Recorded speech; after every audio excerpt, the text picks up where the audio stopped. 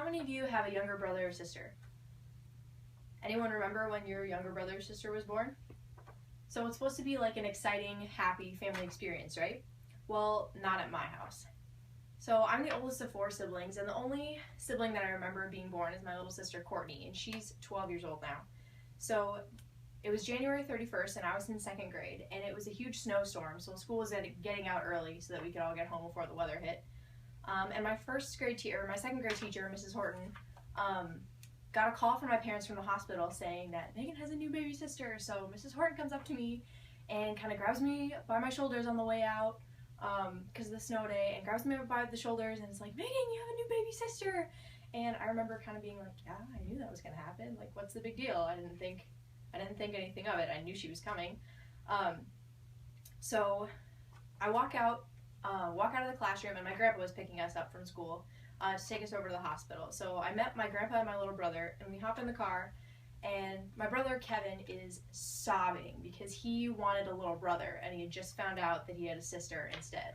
So he was not in a very good mood. So we get on the road with my grandpa, and it's a huge snowstorm, and he's really stressed out trying to drive through all the bad weather, and Kevin and I, of course, as siblings, are fighting in the backseat and hitting and kicking each other, and basically being really distracting and making a lot of noise.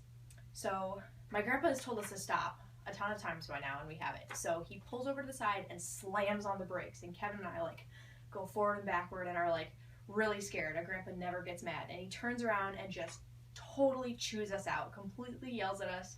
So Kevin and I were quiet for about 2 or 3 minutes, and then we both start crying in the back seat. So we get to the hospital, and my grandma is there with my other little sister Kelly, who is pouting because she squeezed a juice box all over her wet shirt. And so we're all kind of standing outside the hospital, pouting and crying, and it's pretty much this huge chaotic mess.